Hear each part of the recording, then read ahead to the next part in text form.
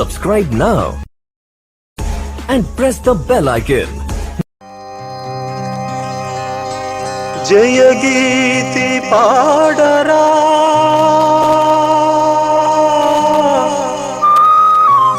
జయ ధ్వని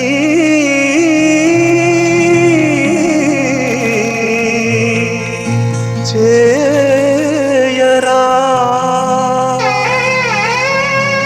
దుష్టుని దును మాడరా సోదరా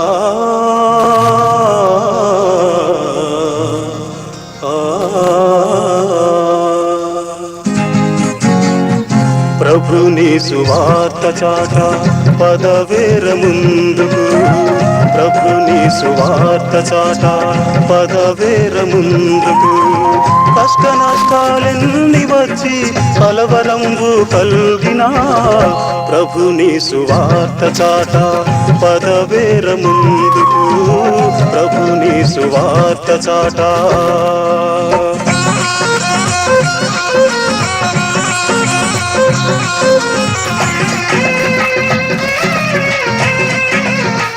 ఇప్పుడు దైవజనులు విక్టర్ పిఎల్ ఆంజనేయులు గారి ద్వారా దేవుని స్వరాన్ని విందాం.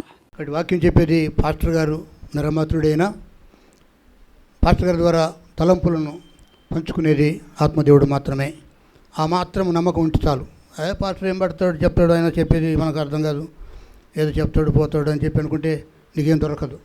కానీ ఆ కొంచెమైనా అర్థమైన కొంచెమైనా దేవుడే మాట్లాడుతున్నాడు అనుకుంటే అది మీ ఆత్మకు మేలు, నా ఆత్మకు కూడా మేలు.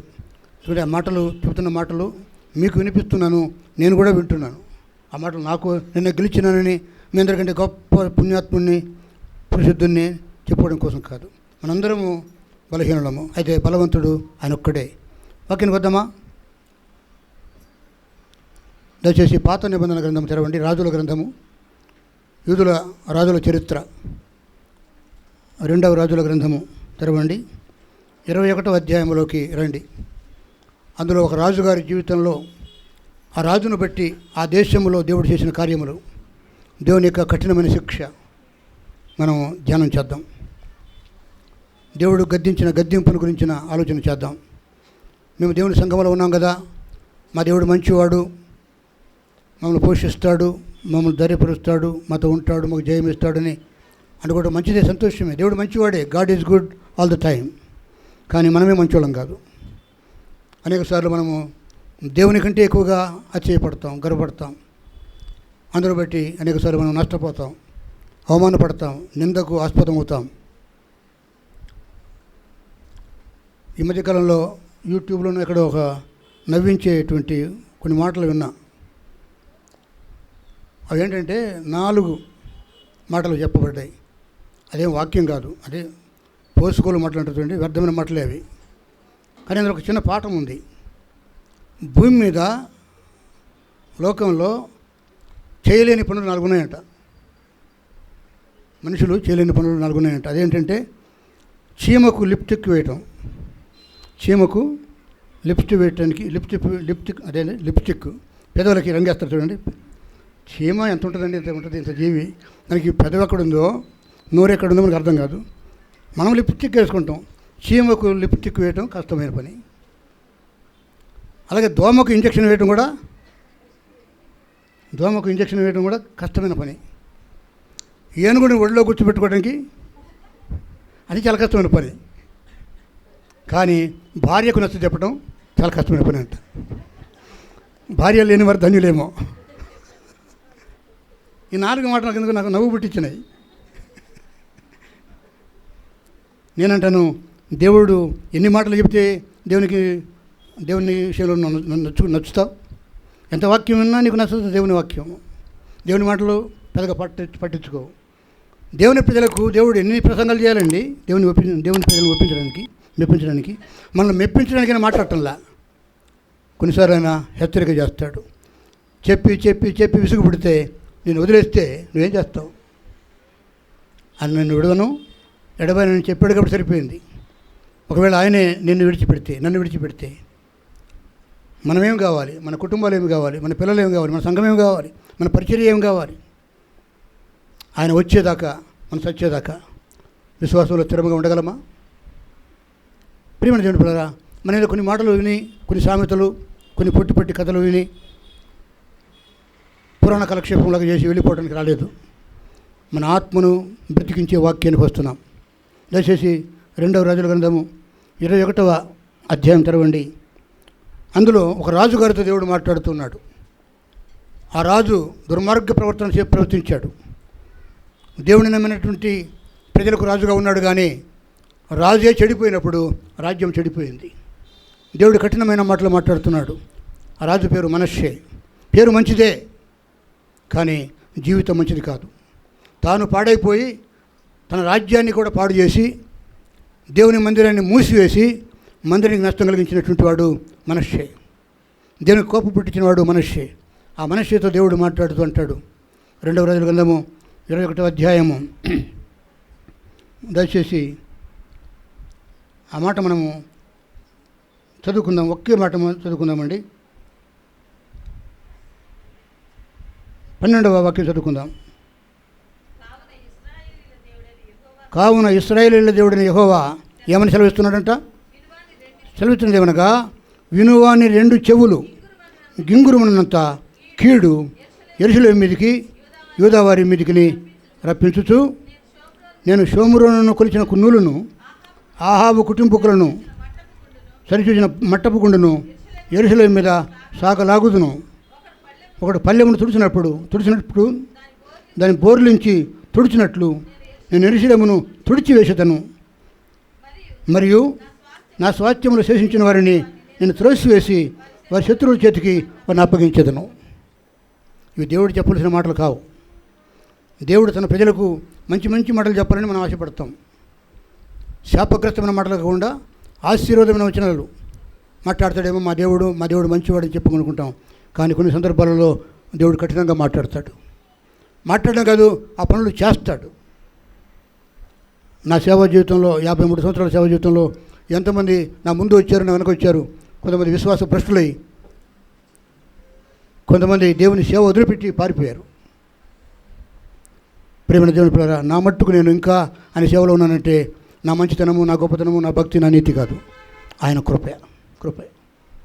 నువ్వు రాజువు కావచ్చు, సామాన్యుడు కావచ్చు, దేవుని విషయంలో అందరూ సమానులే. భక్తి విశ్వాసములు నువ్వు కలిగి ఉంటే దేవుడు నీతో ఉంటాడు. మరొకటి సామెత ఒకటి ఉంది, నేను మంచి వాళ్ళకి మంచివాడిని, చెడ్డవాళ్ళకి చెడ్డోని అంటాం. దేవుడు అందరికీ మంచివాడే, కానీ నీ హృదయాన్ని బట్టి దేవుడు ప్రవర్తిస్తాడు. జాగ్రత్త. నీ ప్రవర్తన పైకి భక్తిగా ప్రవర్తించడం మాత్రమే కాదు, నీ అంతరంగంలో నీతిని కోరేవాడు. ఎటువంటి సంఘంలో నువ్వు ఉన్నావు? ఏదోనండి చిన్న సంఘం, అక్కడికి వెళ్తాం, ఇరుకు స్థలంలో ఉంటాం, పోతామని చెప్పనుకుంటున్నావా? సంఘం గురించి ఒక భక్తుడు సెలవిచ్చిన మాట ఏంటంటే, ఆత్మ ద్వారా సంఘం అంటే సత్యమునకు స్తంభము. ఆమేన్. సంఘం అంటే నువ్వు ఏ సంఘంలో ఆరాధిస్తున్నావో అది సత్యమునకు స్తంభము, అది ఆధారము. నీకు ఆధారం సంఘం అండి.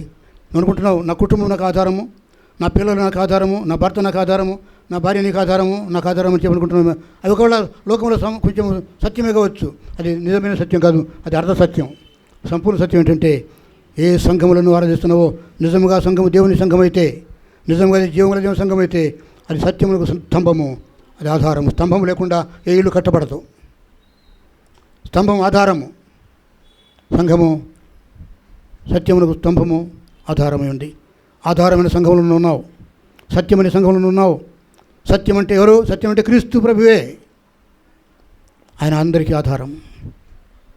పాటలు పాడడం కాదు, కానీ క్రియాశీలకంగా మనందరం పరహీనలోనే.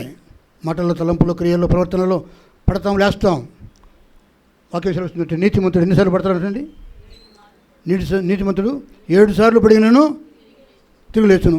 మనం ఎన్నిసార్లు కూడా పడతాం? 9 సార్లు కూడా పడతాం. అంటే 7 అనేది చెప్పబడితే 7 కంటే ఎక్కువ ఇంకా దేవుడు లెక్క చూడడు. అది పరిపూర్ణం, సంపూర్ణ సంఖ్య. నువ్వు పడుతూ ఉండు, లేస్తూ ఉండు, నిలబెట్టేవాడు మాత్రము దేవుడే. పడిపోవడానికి అలవాటు పడ్డమేమో మనం, అవిశ్వాసానికి అలవాటు పడ్డమేమో మనం. ప్రియమైన దేవుని ఇది మన ఒక మనిషి అనేటువంటి ఒక రాజు. ఇశ్రాయేలీలు అంతా ఒక సామ్రాజ్యంగా ఉండేది ఒకప్పుడు. 12 గోత్రాలు కలిసి ఒకే సామ్రాజ్యంగా ఉండేది. సౌలు రాజు కాలంలో దావీదు రాజు కాలంలో, సొలొమోను రాజు కాలంలో, ఆ తర్వాత 2-3 రాజులు వచ్చారు దావీదు గారి వంశంలో నుంచి. అయితే వాళ్ళకు పేచీలు వచ్చినాయి, పార్టీలు ఏర్పడ్డాయి. 2 గోత్రాల వారు ఒక రాజ్యంగా మారారు, 10 గోత్రాల వారు ఒక రాజ్యంగా మారారు. 10 గోత్రాల వారు ఏమో షోమ్రోను పట్టణాన్ని రాజధానిగా పెట్టుకుని పరిపాలిస్తున్నారు. 2 గోత్రాల వారు యూదా గోత్రము, బెన్యామీను గోత్రము. ఈ 2 గోత్రాల వారు మాత్రము యెరూషలేమును సామ్రాజ్యంగా పెట్టుకుని, రాజధానిగా పెట్టుకుని పరిపాలిస్తూ ఉన్నారు. ఆ 2 గోత్రాలకు రాజు ఈ మనష్షే. దయచేసి చూడండి, 21వ అధ్యాయము మొదటి వాక్యము. మనష్షే ఆరంభించినప్పుడు 12 ఏళ్ళు వాడాయి, యెరూషలేములో 55 సంవత్సరములు పరిపాలించాడు. హల్లెలూయా. ఏమండి, ఎంత వయసులో రాజ్యానికి వచ్చాడండి? తన తండ్రి అయిన హిజ్కియా మంచి దేవుని భక్తి గల రాజు. హిజ్కియా చాలా భక్తిపరుడు, నీతిపరుడు. అంతేకాదు, మరణకరమైన జబ్బు వచ్చినప్పుడు దేవుడు అతన్ని బ్రతికించాడు, 15 సంవత్సరాలు ఆయుష్ పెంచాడు. అటువంటి మంచి నీతిమంతుడైన రాజకుమారుడు చెడ్డవాడైపోయాడు. తండ్రి మంచివాడు, కొడుకు మంచివాడు కాదు. తల్లి మంచిది, బిడ్డ మంచిది కాదు. ఎవరు ఏ విధంగా మారిపోతారో అని చెప్పలేం. ఎవరి స్వభావం కొరది వారు ప్రవర్తిస్తారు. కానీ దేవుని విషయంలో నీవు మాట తప్పి మార్గం తప్పితే దేవుడు చూచి ఇక నిన్ను గద్దిస్తాడు. చదువుకున్న వాక్యభావం ఏమంటే, నేను షోమ్రోనును కొలిచిన నూలును, ఆహాబు కుటుంబీకులను సరిచూచిన మట్టపు గుండెను యెరూషలేము మీదకి పంపిస్తానంటాడు. పైన ఒక మంచి మాట అంటాడు. అదేంటంటే 2వ వాక్యంలో, వినువాని 2 చెవులు గింగురమనంతు అంత కీడు యెరూషలేము మీదకిని యూదా వారికి నిరప్పిస్తాను. నీ 2 చెవులు, ఒక చెవి కాదు. నువ్వు వింటున్నావు, వాక్యం వింటున్నావు, ఒక చెవితో విని ఒక చెవితో విడిచిపెడుతున్నావేమో. ఆత్మ చెప్పువాడు చెప్పు మాటలను చెవి గలవాడు విడును గాక.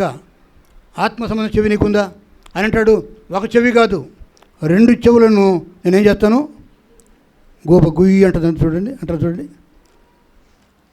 గోప గుయ్యి అంటే లోపల పగిలిపోద్ది. కర్ణబేరి దేవుడి మాటలా ఉంటాయి.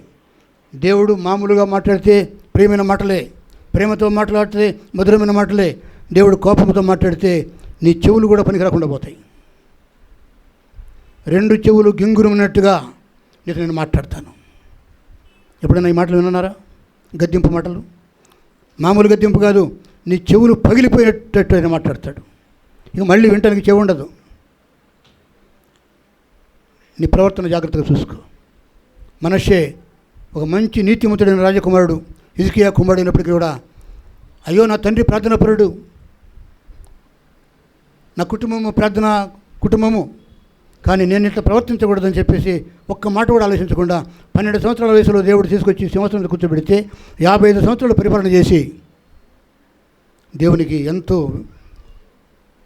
ఉగ్రత, కోపము కలిగించేంత భయంకరమైన జీవితం జీవించాడు మనష్షే. ఆ రాజును బట్టి రాజ్యంలో ప్రజలందరూ పాడైపోయినప్పుడు ఇక దేవుడు రాజ్యాన్నే శపిస్తున్నాడు.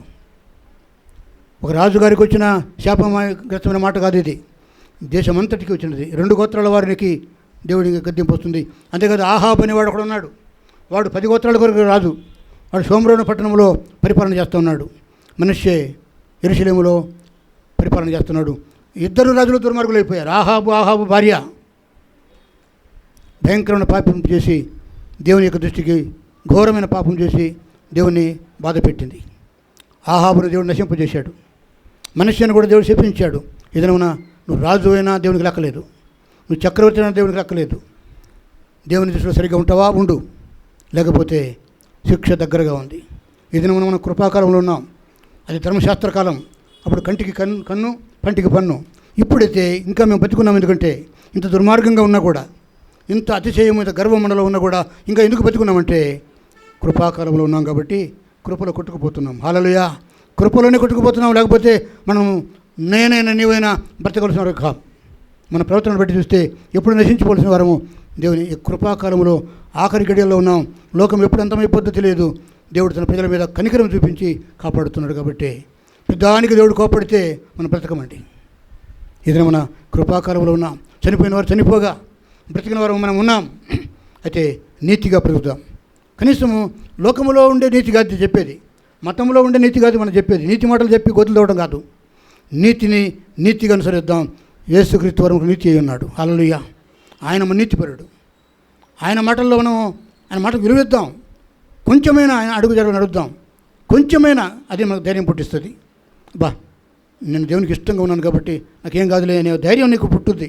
ఎవడో నీకు ధైర్యం ఇచ్చేది నీ బంధువు, నీ మిత్రుడు ఇచ్చే ధైర్యం కాదు. ఇక ఏదైనా మనుష్యుని చెప్పించిన దేవుడు, మనిషి రాజ్యాన్ని చెప్పించిన దేవుడు, ఆహాబుని చెప్పించిన దేవుడు, ఆహాబు రాజ్యాన్ని చెప్పించిన దేవుడు, నష్టం కలిగించే దేవుడు నీకు దేవుడై ఉన్నాడు, నాకు దేవుడై ఉన్నాడు.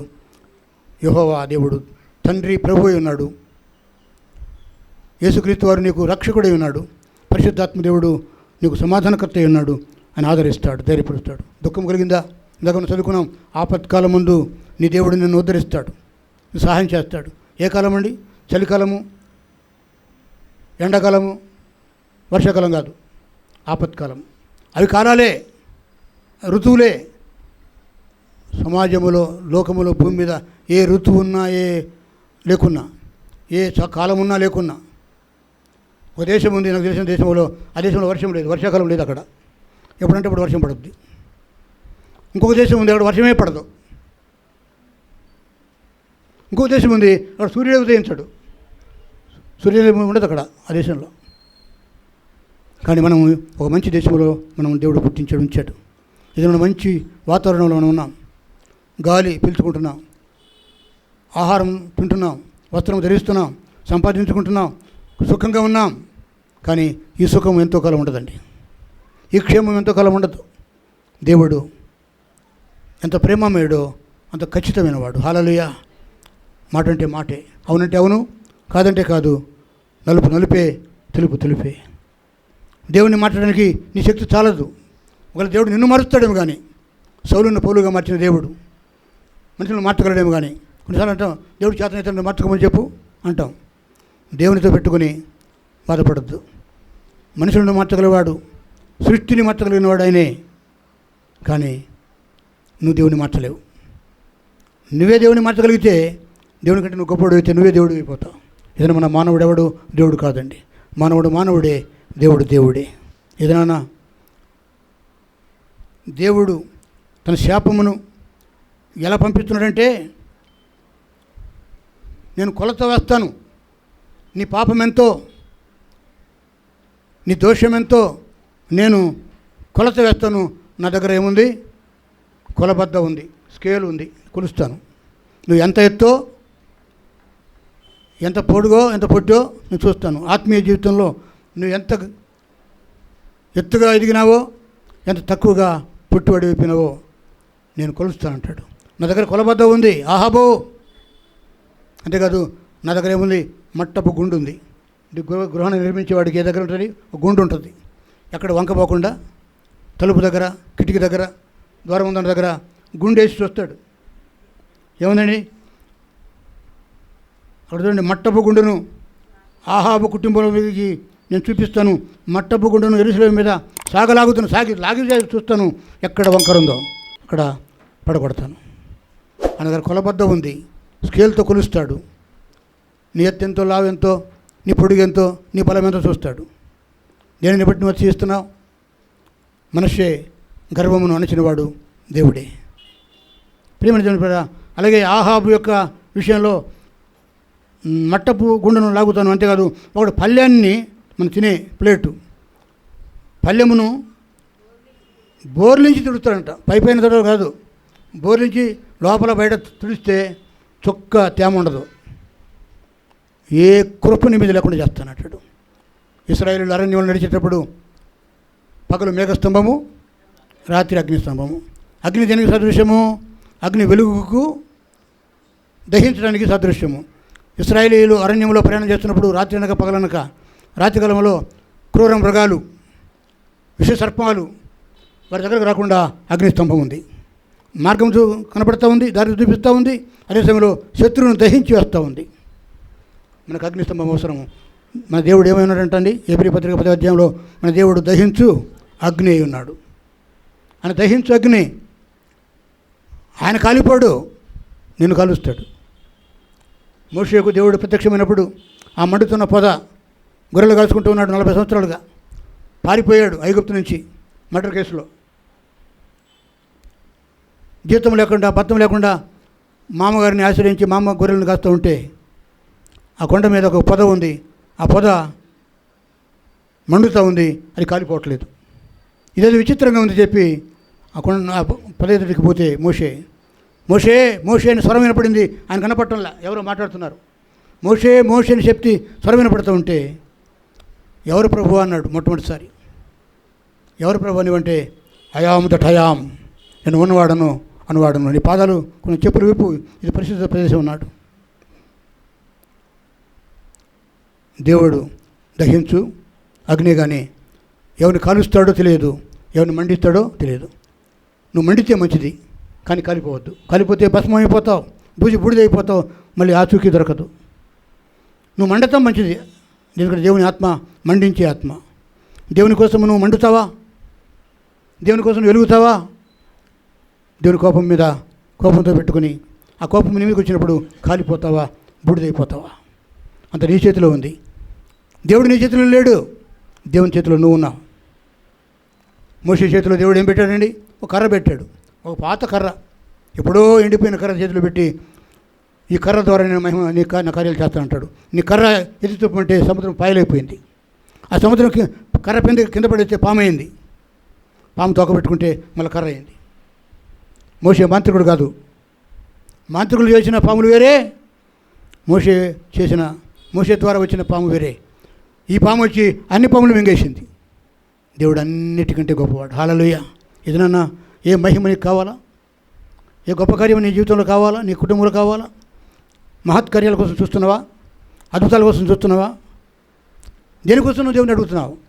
ఇంత గొప్ప రక్షణ అనుగ్రహించడం, ఇంత గొప్ప పాపిని నీతిమంతులకు తీర్చడము అద్భుతం కాదా? నువ్వు చూసుకో ఒకసారి. నేను అట్లా మారాను, ఈ దేవుని నేను ఎలా నమ్ముకున్నాను, ఎలా ఈ దేవునిలోకి వచ్చానని చెప్పి ఒకసారి ఆలోచించుకుంటే నీకు నీవే ఆశ్చర్యం కలుగుద్ది, నీకు ఆశ్చర్యం కలుగుద్ది. నిజమైన పరీక్ష చేసుకుందాం. ఎందుకంటే అద్భుతం ఏమైనా కావాలండి? ఆ తర్వాత అవన్నీ చేస్తాడు. మొదట నా రాజ్యాన్ని, నా నీతిని వెతకండి, ఆ తర్వాత అన్నీ అనుగ్రహిస్తానంటాడు. దేవుడు నీకు ఏమీ అనుగ్రహించకపోతే కారణం ఉంది, ఆయన చిత్తాన్ని నువ్వు నెరవేర్చట్లేదు అనమాట. పైకి మాట వింటున్నట్టుగా నటిస్తున్నావు, కానీ నిజంగా నీ హృదయంలో తగ్గింపు లేదు, నీ హృదయంలో నీలో విధేయత లేదు, దేవుని మెప్పించలేకపోతున్నావు. అందుకనే దేవుడు నీకు కార్యాలు చేయట్లేదు. అంచేత ఒకవేళ నువ్వు నన్ను అడగొచ్చు, మరి నీకు చేస్తున్నాడా పాస్టర్ గారు అని చెప్పంటే, చేస్తున్నాడని నాకు ధైర్యంగా చెప్పగలను, గర్వంగా కాదు. హల్లెలూయా. ఏవేవో అన్నీ వచ్చి నా మీద పడుతున్నాయని కాదు, అనేక ఆశీర్వాదాలు వచ్చినాయి కాదు, కానీ ఏ రోజుకి ఆ రోజే దేవుడు నాకు నెమ్మది ఇస్తూ ఉన్నాడు. హల్లెలూయా. ఆయన కృపలో నేనున్నాను. నాకంటే ఎక్కువ ఆస్తిపరులు మీరు ఉన్నారు, నాకంటే గొప్ప ధనవంతులు మీరు ఉన్నారు, గొప్ప తెలివిమంతులు మీరు ఉన్నారు, గొప్ప సంపాదకులు మీరు ఉన్నారు. నాకే సంపాదన లేదు, కానీ నేను ఆయనలో నెమ్మది పొంది ఉన్నాను. హల్లెలూయా. నెమ్మది పొంది ఉన్నాను. మీకంటే గొప్పవాడిని కాదు, నేను తగ్గుతాను. హల్లెలూయా. దావీదు అంత గొప్ప రాజు అయి ఉండి కూడా నేను మొరపెట్టినప్పుడు రాజు నాకు ఉత్తరం ఇచ్చును కాక. దేవుడే ఉత్తరం జవాబు ఇవ్వకపోతే నేనెవరిని? దేవుడే నీ ప్రార్థనకి జవాబు ఇవ్వకపోతే నువ్వెవరివి? మనుష్యే ప్రార్థన పోయింది, ఆరాధన పోయింది, బలులు నైవేద్యాలు పోయినాయి, మందిరము మూసివేయబడింది. చూడండి, ఒక్కొక్క పాపము, మనిషి చేసిన పాపం చూస్తే చాలా ఉన్నాయి. కానీ 3వ వచనంలో 4వ వచనంలో ఏంటంటే, మరియు నా నామము ఉంచుతునని యెహోవా సెలవిచ్చిన యెరూషలేములో అతడు ఏం చేశాడంటండి? యెహోవా మందిరమందు ఏం కట్టించాడండి? బలిపీఠములు కట్టించాడట. ఎవరికి? దేవతలకు. దేవునికి కాదు. దేవుని బలిపీఠం మందిరంలో ఉంది. సొలొమోను మందిరం కట్టించినప్పుడు దేవునికి ఒక బలిపీఠం కట్టించాడు.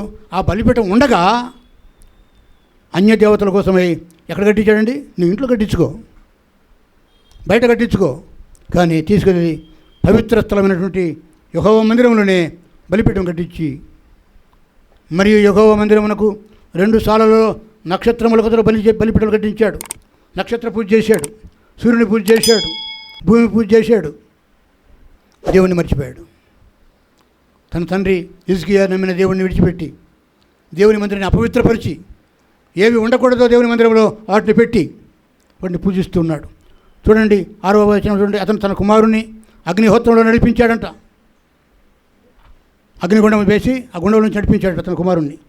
నా యెహోవా దేవుడి కంటే నేను నమ్మిన దేవతలే గొప్పవాళ్ళు అని చెప్పి దేవతల పూజ చేసి మంత్రాలు వేసి రాజుగారు అసలైన దేవుడిని విడిచిపెట్టి మందిరాన్ని పాడు చేసి మందిరంలో అన్ని దేవతలకు అర్పించి బలిపీఠలు కట్టి తన కొడుకును అగ్నిహోత్రంలో నడిపించాడు. నా చిన్నతనంలో పీర్ల పండుగ వచ్చేది. పీర్లు గ్రామాల్లో ఉండేవారు తెలుస్తుంది. అది సాయిబుల పండుగ, ముస్లింల పండుగ, కానీ అందరూ చేస్తారు. ప్రతి సంవత్సరం పీర్ల పండుగ వస్తే మా ఊరిలో సెంటర్లో, గ్రామం సెంటర్లో పెద్ద గొయ్యి తవ్వి, గుంట తవ్వి చింత చెట్లు నరుక్కొచ్చి మానులు వాటిని నిప్పు పెడతారు. ఆ చింత నిప్పు అంటారు చూడండి. ఆ నిప్పు ఆరిపోదు, అది మండుతూ ఉంటుంది.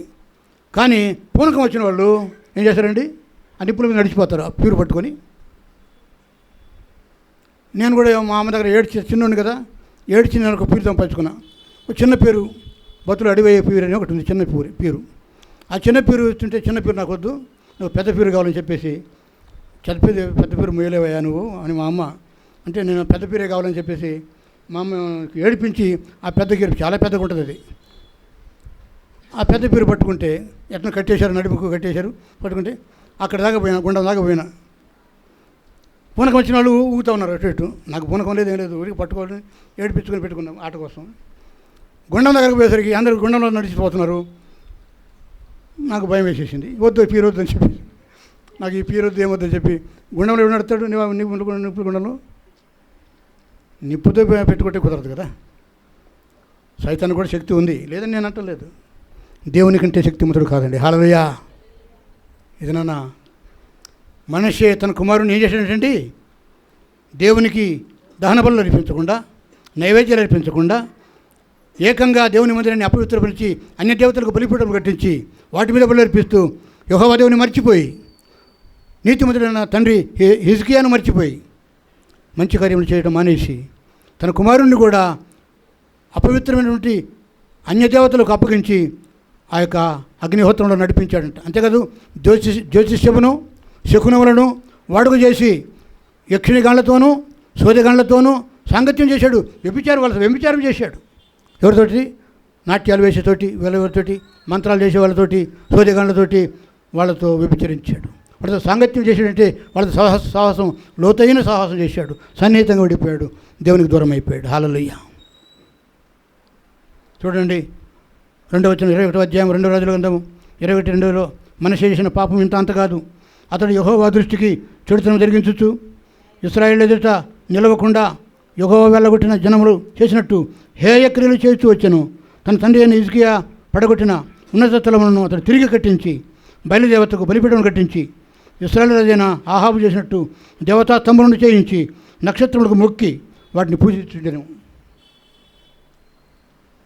ఎదురాన ఆకాశమును భూమిని సృష్టించిన దేవుని నమ్మి పాపి కోసం ప్రాణం పెట్టి రక్తం ఖర్చి ఆత్మను రక్షించిన పాపం రక్షించిన దేవుని నమ్మి పరిశుద్ధాత్మ దేవుణ్ణి పొందుకున్నామని చెప్పుకుంటూ నువ్వు ఎవరిని పూజిస్తున్నావు, ఎవరిని ఆరాధిస్తున్నావు? నిజంగా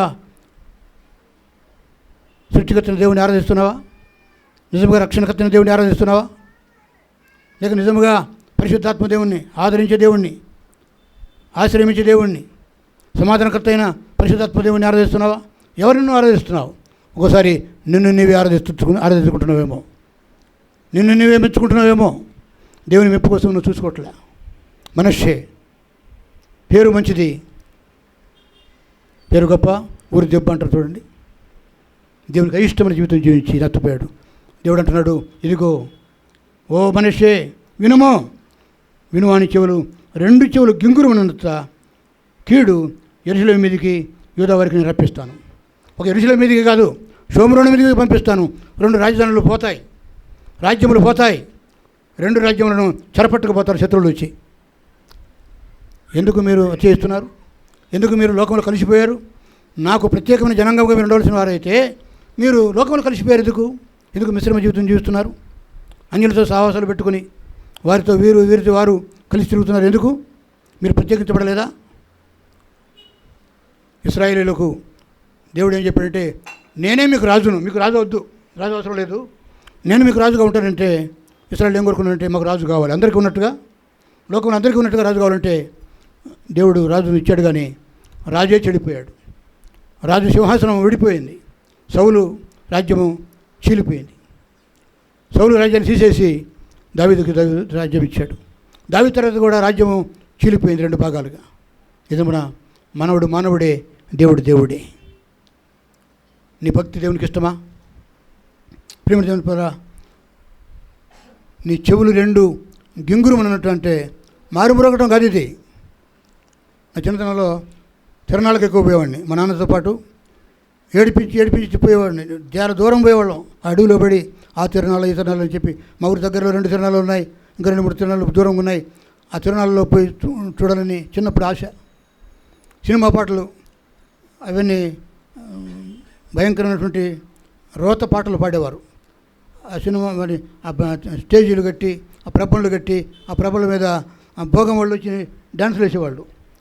ఆ పాటలన్నీ విని, ఆ పాటలు చెవులు ఏమిటంటే 10 రోజుల వరకు 20 రోజుల వరకు చెవులు మోగుతూ ఉంటాయి. అవే పాటలు వస్తుంటాయి. వేరే మాటలు వినపడి కాదు, ఎవరైనా మాట్లాడుతుంటే వినపడవు. 2 చెవులు వీటితో నింపబడినాయండి. ఆ పాటలే ఒకటి కాదు 10 ప్రభలు కడతారు. పోటీల మీద ప్రభలు కట్టి, ఆ ప్రభల మీద ఆ గోవం కాకినాడ పాప అని చెప్పి ఒక ఆమె, చాలామంది వస్తారు. భయంకరమైనటువంటి బూత్ పాటలు పాడుతూ ఉంటారు. వాళ్ళు నటించుకుంటూ పాటలు పాడుతుంటే ఆ భయంకరమైనటువంటి లౌడ్ స్పీకర్స్ విని రాత్రంతా 10 రోజుల వరకు ఆ చెవుల్లో ఆ మాటలు మోగుతూ ఉంటాయి. వేరే వాళ్ళ మాట వినపడవు. ఏం తప్పంటే అర్థం కాదు. ఇది అది కాదు. ఇదేంటంటే గోప పగిలిపోద్ది, కర్ణబేరి పగిలిపోయేటట్టుగా మాట్లాడతాడు. దేవుని గద్దింపు అంత భయంకరంగా ఉంటుందండి. 2 చెవులు గింగురు ఉన్నట్టుగా నేను మాట్లాడేవి కాదు, కార్యం చేస్తాను. యూదా సామ్రాజ్యం ఉండదు, ఇశ్రాయేలు సామ్రాజ్యము ఉండదు. షోమ్రోనులో ఎవరు ఉండరు, అక్కడ యెరూషలేములో కూడా ఉండరు. మొత్తం చెరసాలకు పోతారు. నీకంటే బలమైన రాజులు వచ్చి ఆ రాజ్యాన్ని కొల్లగొట్టుకుని స్త్రీలను చెరపట్టి యవన కుమారులను కోసం పట్టుకుని పోతారు. శ్రమ 430 సంవత్సరాలు ఇశ్రాయేలు శ్రమపడ్డారు ఐగుప్తులో. 70 సంవత్సరాలు మళ్ళీ యేసుక్రీస్తు చనిపోయి తిరిగి లేచిన తర్వాత కూడా, ఇర్మియా కాలంలో కూడా ఎన్నిసార్లు దేవుడు చెరకప్పగించాడు ఇశ్రాయేలుని. దేవుని ప్రజలే, ఏర్పాటు చేయబడిన వారే, ఏదైనా క్రైస్తవులు కూడా ఏర్పాటు చేయబడిన ప్రత్యేకమైన జనాంగము. ఒకవేళ నీకు, నీ కుటుంబానికి, నీ పిల్లలకు, నీ ప్రాంతానికి శ్రమ వస్తే, దేవుని పిల్లలకే శ్రమ వస్తే, ప్రార్థన చేసేవారికే శ్రమ వస్తే, దేవుడు తప్పు కాదండి. దేవుడు తప్పు కాదు. నీ 2 చెవులు గింగురమన్నట్టుగా మాట్లాడతాడు. అప్పుడే నువ్వు మేలుకోవాలి. దేవుడు 2 చెవులు గింగురమనేట్టుగా మాట్లాడితే తప్ప నువ్వు దేవుడి మాటకు భయపడవా? అంటే అంత స్థితి నీకు దేవుడు రప్పించాలని కోరుకుంటున్నావా? మాట్లాడితే 2 చెవులే పాడైపోతాయేమో కానీ నీ జీవితం బాగుపడడానికి అవకాశం ఉంది. హల్లెలూయా. నువ్వు చెరపట్టబడి పోకముందే, నీవు భూమికి మంటికి మన్నుకి కాకముందే, దేవుని శాపము అగ్ని వలె దిగి రాకముందే భయపడాలా. నేనైనా నీవైనా దేవుని కంటే గొప్పవాళ్ళం కాదండి మనము.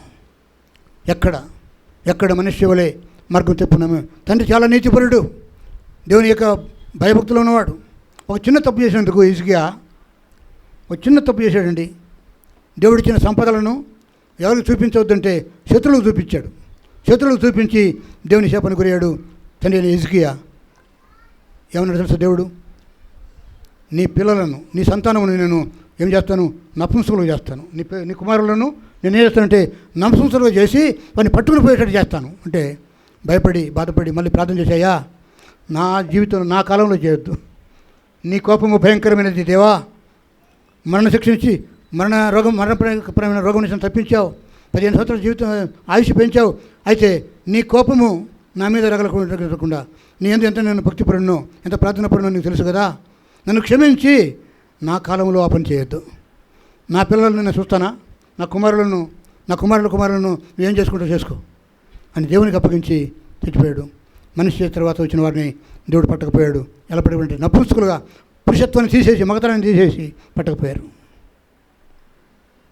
దేవుని శాపము నీ మీద, నీ కుటుంబం మీద, నా మీద, నా కుటుంబం మీద, మన సంఘం మీద, మన పిల్లల మీద ఉండకుండా కాక. ఆమేన్. హల్లెలూయా. 2 మాటలు చెప్పి ముగించాలా. దేవుని స్వరం ఎలా ఉంటుందంటే దేవుడు మంచివాడు కాబట్టి ఆయన స్వరము మెల్లని స్వరము, ఆయన స్వరము మృదువైన స్వరము, స్టిల్ స్మాల్ వాయిస్ అంటారు ఇంగ్లీష్లో. ఏమంటారండి? స్టిల్ స్మాల్ వాయిస్ అంటే ఆయన స్థిరమైన, మధురమైన, ప్రేమగల, కృపా సమృద్ధత కలిగినటువంటి మంచి వినసొంపు గల మంచి స్వరమైంది. కానీ ఆయన స్వరం మారిపోయి ఆ స్వరముని నీ చెవులు నీ యొక్క లోపల ఉన్నటువంటి ఆ అది పొరను పగిలగొట్టేటట్టుగా మాట్లాడితే, నీ చెవులను గింగురు అన్నట్టుగా చేస్తే అది నీకు మంచిది కాదు. ఆయన స్వరము నీకు మెల్లగా వినపడాలి, ఆయన స్వరము నీకు మృదువుగా వినపడాలి, ఆయన స్వరము వినసొంపుగా ప్రేమగా వినపడాలి. చిన్నదనాలెమ్ము అని యేసయ్య చచ్చిపోయిన అమ్మాయిని లేపుతాడు. చిన్న పాప చనిపోతే ఇల్లంతా ఏడుస్తూ ఉంటే యేసయ్య ఆ గృహంలోకి వెళ్ళినప్పుడు అమ్మాయి చనిపోయి నిద్రపోయినట్టుగా ఉంది. యేసయ్య అన్నాడు, చిన్నదనా లేము, తల్లి తాకుమి అని హెబ్రీ భాషలో తన భాషలో మాట్లాడితే చిన్న పాప లేచి కూర్చుంది. లాజరు లే అంటే మెల్లని స్వరం విని లాజరు సమాధి నుంచి బయటకు వచ్చాడు. ఒక విధవరాలి కుమారుడు చనిపోయి పాడిని మోసుకుని ఊరి వెలుపటికి శ్మశానం దగ్గరికి వెళ్తుంటే యేసయ్య ఎదురయ్యాడు, శిష్యులు ఎదురయ్యారు.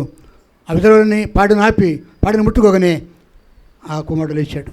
యేసయ్య స్వరము కానీ యేసయ్య స్పర్శ కానీ మధురమైంది, స్థిరమైంది, కార్యం చేసేది. చనిపోయిన వారి ప్రతికింద ఈ దేవుడు, చనిపోయిన వాడు ఎలా వినగలిగాడు? చనిపోయిన వాడికి చెవులు పనిచేస్తాయా? చనిపోయిన వాడు జీవం లేదు కదా. చనిపోయిన వాడు మృతుడు లేచాడంటే వాడు కూడా విన్నాడనమాట దేవుని స్వరాన్ని. ఏదైనా ఎన్నిసార్లు, ఎన్ని ప్రసంగాలు, ఎన్ని మాటలను వింటావు? ప్రేమ దేవుని పిల్లరా, నీ చెవులు 2 గింగురు ఉన్నట్టుగా ఆయన మాట్లాడుతున్నప్పుడు అది నువ్వు గుర్తించు. దేవుడు నాతో కఠినంగా మాట్లాడుతున్నాడు, నేను జాగ్రత్త పడాలి. లేకపోతే నువ్వు ఊహించిన నాశనం, బాధ నీ మీదకి వస్తే ఆవిడ తప్పించేవాడు లేడు. మనుషును ఎవడు తప్పించలేకపోయాడు. ఒక నీతిమంతుడు చిన్న తప్పు చేస్తేనే ఆ రోజుల్లో దేవుడు అంత శిక్ష వేశాడే. ఇది నాన్న కృపాకాలమని దేవుడు ఏమి పట్టించుకోడలే, చూసి చూడనట్టు ఉంటాడులే అనుకుంటున్నావా? చూసి చూడనట్టుగా ఉండే కాలం పోయింది. దేవుడు అన్నాడు, ధర్మశాస్త్రము ఇశ్రాయేలుకు దేవుడు ఇవ్వకముందు అన్నాడు, ఆ అజ్ఞాన కాలం ముందు దేవుడు చూచి చూడనట్టు ఉన్నాడు. ఏ కాలం ఉందండి? ధర్మశాస్త్రాన్ని దేవుడు మోషే ద్వారా ఇవ్వకముందు ఇశ్రాయేలుకు అది అజ్ఞాన కాలం. అబ్రహాము కాలము అజ్ఞాన కాలం, లోతు కాలము అజ్ఞాన కాలం, హనోకు కాలము అజ్ఞాన కాలము, ఆదాము కాలము అజ్ఞాన కాలము. ధర్మశాస్త్రకాలం అయిపోయింది. ఇశ్రాయేలీయులు ఇంకా ధర్మశాస్త్రాన్ని పాటిస్తున్నారు. ఏదైనా మన కృపాకాలంలో ఉన్నాం, కడవరి కాలంలో ఉన్నాం. జాగ్రత్త. ఏదో మిమ్మల్ని బెదిరించడానికి ఈ మాటలు మాట్లాడటం నేను, నా మాటలు కావు. ఈ బెదిరింపు నాకు కూడా వస్తుంది. ఈ కఠినమైన మాట నేను కూడా జాగ్రత్త పడాలి. ఒకవేళ నా చెవులు గింగురు పోయినట్టుగా దేవుడు నాతో మాట్లాడితే నేను జాగ్రత్త పడాలి. దయచేసి పెద్ద స్వరం వస్తే దాన్ని ఏమంటారంటే, పట్టణాల్లో రకరకాల స్వరాలు వినపడుతుంటాయి. ఎక్కువ స్వరము ఆ శబ్దం ఈ శబ్దం వస్తుంటే దాన్ని ఏమంటారంటే నాయిస్ పొల్యూషన్ అంటారు. అంటే శబ్దం కూడా ఏమైందంటండి, అది చెడిపోద్దంట. ఎక్కువ శబ్దాలు వస్తుంటే రోగగ్రస్తులు వస్తారు. వినటానికి చెవులు సహించవు. అయితే దేవుడు మాట్లాడుతున్నప్పుడు నువ్వు గమనించాలి. మృదువుగా మాట్లాడుతున్నాడా, మెల్లగా మాట్లాడుతున్నాడా, ప్రియముగా మాట్లాడుతున్నాడా, లేక కోపంతో మాట్లాడుతున్నాడా? నువ్వు దేవుని యొక్క మాటను గ్రహించే ఆ ఆత్మీయ శక్తి నీకు కావాలా? దయచేసి మొదటి సమూయేలు గ్రంథం చూడండి ఒకసారి. నేను ముగిస్తున్నా. మొదటి సమూయేలు గ్రంథము 3వ అధ్యాయము. మొదటి సమూయేలు గ్రంథము. సమూయేలు ప్రవక్తంగా చిన్న బాలుడిగా ఉన్నప్పుడు, ఆ యొక్క యాజకుడి దగ్గర పెరుగుతూ పెద్దవాడవుతున్నప్పుడు దేవుడు మాట్లాడుతూ అంటాడు. మొదటి సమూయేలు గ్రంథము 3వ అధ్యాయము 11వ వచనంలో ఉన్న మాట చూద్దాం. అంతటా యెహోవా సమూయేలుతో ఏమని సెలవిచ్చాడంటండి? అంతటా యెహోవా సమూయేలుతో ఇలాగ సెలవిచ్చాను, ఇశ్రాయేలులో నేను ఒక కార్యం చేయబోతున్నాను, దానిని వినువారందరి చెవులు ఏమనను? గింగురుమనును. ఏమండి, ఇది ఏదో మనష్య కాలంలో ఒక్కసారి మాత్రమే ఈ మాట దేవుడు చెప్పలే. మనష్యకు ముందే సమూయేలు ప్రవక్త చిన్న బాలుడుగా ఉన్నప్పుడే ఆ చిన్నవాడితో దేవుడు మాట్లాడుతుంటాడు. ఇశ్రాయేలు చెడిపోయారు, యాజకుడి కుమారులే పాడైపోయారు, యాజకుడే పాడైపోయాడు. యాజకుడు తనకు పిల్లలకు బుద్ధి చెప్పుకోలేదు. యాజకుని యొక్క యాజకత్వం నాకు ఇష్టం కాకుండా పోయింది. ఇదిగో ఓ సమూయేలు, నిన్ను ఏర్పాటు చేసుకుంటున్నాను. ఇదిగో ఇశ్రాయేలులో నేను కార్యం చేయబోతున్నాను. ఇశ్రాయేలు సమూహంలో యెహోవా సమూయేలుతో మాట్లాడుతుంటాడు. ఇశ్రాయేలులో అనగా ఇశ్రాయేలు సామ్రాజ్యం అంతటిలో ఆ 2 సామ్రాజ్యములలో నేను ఒక కార్యం చేయబోతున్నాను. ఆ కార్యం ఎలా ఉంటుందంట? ఆ కార్యం గురించి వినటానికే శక్తి చాలదు. ముందు వినటమే కష్టం, వినకపోతే వచ్చే నష్టం భయంకరం. దాన్ని వినివారందరి చెవులు గింగురుమనును. ఏలియా కుటుంబము, క్షమించండి, ఏలి యొక్క కుటుంబము, 2 కుమారులు ఒకరి యుద్ధంలో చచ్చిపోయారు. ఒకే రోజున 2 కుమారులు చచ్చిపోయారు. ఆ కుమారుల భార్యలు 2 భార్యలు విధవరాలు అయిపోయారు. ఒక అమ్మాయి గర్భం ధరించి భర్త చనిపోయిన వార్త వచ్చింది యుద్ధంలో. ఆమె నిండు గర్భవతి కుమారుని కన్నది. ఆ కుమారుడి పేరు ఏం పేరు పెట్టింది తెలుసండి? ఈ కాబోదు. ఆ పిల్లడికి ఏం పేరు పెట్టిందంటే కంటూ చచ్చిపోయింది. పిల్లోని కని చనిపోయింది. చనిపోతూ ఆ పిల్లోడికి ఆ తల్లి పేరు పెట్టి చచ్చిపోయింది. ఆ పిల్లోడి పేరు ఏం పేరంటే ఈ కాబోదు. ఈ కాబోదు అంటే ప్రభావం తొలగిపోయింది. హల్లెలూయా, మహిమ తొలగిపోయింది. దేవుని మహిమ మధ్య లేదు, మా కుటుంబాలలో లేదు. దేవుని కోపం పుట్టించాం. ఆయన మాట నాకు చెవులలో గింగురమంటుంది. దేవుడు నష్టపరచాలనుకుంటే ఎంత నష్టం చేస్తాడండి. తెగులు ఆయన దగ్గర నుంచి రావాలి, దయ్యము రోగం ఆయన దగ్గర నుంచి రావాలి, మరణము ఆయన దగ్గర నుంచి రావాలి. ఆయన అనుమతి లేకుండా జరగదు. ఒక్కొక్క మాట చెప్పి ముగిస్తాను. దయచేసి ఇర్మీయా గ్రంథము చూడండి ఒకసారి. ఇర్మీయా గ్రంథము 19వ అధ్యాయము. ఇర్మీయా గ్రంథము 19వ అధ్యాయము. ఇర్మీయా ప్రవక్త కాలంలో ఇర్మీయాతో దేవుడు మాట్లాడుతూ ఆ సమాజంతో మాట్లాడుతున్న మాటలు విందాం. ఇర్మీయా గ్రంథము 19వ అధ్యాయం 3వ వాక్యంలో ఉందండి. 19:3లో నీవిట్లనుము యూదరాజులారా, యెరూషలేము నివాసులారా, యెహోవా మాట వినుడి. సైన్యములకు దేవియు ఇశ్రాయేలు దేవుడునకు యెహోవా ఇలాగ సెలవిస్తున్నాడు, ఆలకించుడి. దాని సమాచారము వినువారందరికీ చెవులు గింగురు ఉన్నంత కీడును నేను ఈ స్థలం మీదకి రప్పింపబోతున్నాను. హల్లెలూయా. వినండి యూదా ప్రజలరా, ఇశ్రాయేలురా, ఈ కార్యం చేయబోతున్నాను. సమాచారం వినేవారికి, వార్త వినేవారికి కూడా వారి చెవులు గింగురు ఉంటాయంట. ఎప్పుడైనా నువ్వు ప్రార్థిస్తున్నప్పుడు, ఎప్పుడైనా నువ్వు వాక్యం చదువుతున్నప్పుడు, వాక్యం ధ్యానం చేస్తున్నప్పుడు, సంఘంలో కానీ బయట కానీ ఉన్నప్పుడు, దేవుని సన్నిధిలో ఉన్నప్పుడు నీ చెవులు గింగురు అంటుంటే జాగ్రత్త. దేవుని యొక్క గద్దెంపు గుర్తుకొస్తే జాగ్రత్త పడు. మనస్సు వలె, ఆహాబు వలె, ఏలి కుటుంబం వలె నాశనానికి గురి కాకుండా మనం జాగ్రత్త పడదాం. దేవుడు మంచివాడే, కానీ మనము ఆయన మంచిదాన్ని గ్రహిద్దాం. చెవులు గింగురమన్నంతగా ఇదిగో నేను కార్యం చేయబోతున్నానని ప్రభు సెలవిస్తున్నాడు. ఒక మాట చెప్పుకొని ముగించుకుందాం. ప్రకటన 2వ అధ్యాయం చూడండి ఒకసారి. కొత్త నిబంధనలో ప్రకటన గ్రంథంలో యోహాను భక్తునికి యేసుక్రీస్తు వచ్చిన దర్శనములలో, సంఘములకు వచ్చిన దర్శనములలో ప్రకటన 2వ అధ్యాయము.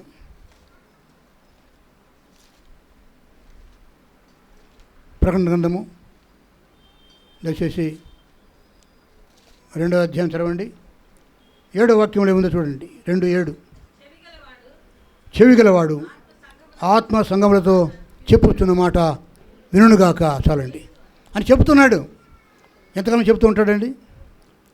ఓరగా చెప్పడమే ఆయన పని, మనం వినే పని లేదా అని చెప్తూ ఉంటే మనం నోరు మూసుకొని, చెవులు మూసుకొని, హృదయం మూసుకొని, ఆత్మ మూసుకొని, అన్నీ మూసుకొని, కళ్ళు మూసుకొని తెరుచుకునే స్థితి లేదా? కళ్ళు తెరిచి చూడండి, చెవి తెరిచి వినండి, హృదయం తెరిచి గ్రహించండి. ఆత్మ చెప్పు మాట ఏ చెవి? ఈ చెవులు కాదు. ఒకవేళ నువ్వు చెవిటోడివైనా ఆత్మ సంబంధం చెవి ఉంటే నీకు వింటావు. ప్రేమ దేవుని పిల్లరా, దేవుని స్వరము మెల్లని స్వరము. సమయభావం చేత నేను ఇంకా ఎక్కువ విస్తరించి మాట్లాడను. ఆత్మదేవుడు కూడా ఆపమంటున్నాడు. కానీ మీరు ఇంటికి వెళ్ళిన తర్వాత కీర్తనలు 29వ కీర్తన చదువుకోండి. అక్కడ దేవుని స్వరం ఎలాంటిదో, యెహోవా స్వరం ఎలాంటిదో విశదంగా చెప్పబడింది. ఇంటికి పోయి ధ్యానం చేయండి. కీర్తనలు 29వ కీర్తన, ఆ కీర్తన అంతా దేవుని స్వరం ఎలా ఉంటుందో చెప్పబడింది. ఆయన స్వరానికి మనం భయపడదాం, ఆయన స్వరాన్ని మనం విందాం. ప్రభుని సాధించును గాక. ఆమెను. హల్లెలూయా. ఇదిగో నీ 2 చెవులు గింగురుమన్నంతగా నా మాట వినండి. ఇదిగో నేను ఒక క్రియ చేయబోతున్నాను. మంత్రం, తంత్రం, మాయాప్రయోగం కాదు. ఇక నీ భక్తి దేవునికి ఇష్టం కాకపోతే, నీ కుటుంబము నీవు జాగ్రత్తగా సుఖంగా ఉండాలంటే ఆయన మాట వినండి. పరిశుద్ధతను పైకెత్తి ప్రభుని స్తుతించడం అయిపోయింది. ప్రార్థన చేద్దాం. మహా గొప్ప దేవ, మా యేసయ్య, వర్తమానాన్ని మీరు వెలిగించారు. మనిషి కాలంలో, ఆహాబు కాలంలో, ఇశ్రాయేలు విషయంలో మీరు కఠినంగా మాట్లాడారు. ఈ కడల కాలంలో మీరు మాతో మాట్లాడుతున్నందుకు స్తోత్రాలు. ఇదిగో బల నిమిత్తం సిద్ధపడుతున్నాం. విశ్వాసాన్ని సిద్ధపరచండి. మా యవన కుమార్తెతో మీరు మాట్లాడండి. మా యవన కుమార్తెలతో మీరు మాట్లాడండి. మా పురుషులతో, మా స్త్రీలతో, భర్తలతో, భార్యలతో మీరు మాట్లాడండి. వృద్ధులతో మీరు మాట్లాడండి. పురుషులతో, స్త్రీలతో మీరు మాట్లాడండి. సేవ చేస్తున్న మాతో కూడా మాట్లాడండి. అయా, మా చెవులు గింగురు ఉన్నంతగా మీరు మాట్లాడుతున్నప్పుడు మేము గుర్తించి మీ కోపానికి అడ్డుకట్ట వేయటకు మేము శక్తిమంతులు కాము, కానీ మీ కోపాన్ని తగ్గించుటకు, మీ కోపాన్ని చల్లార్చుటకు మాకు కృప చూపించండి. దీవించి పంపించండి.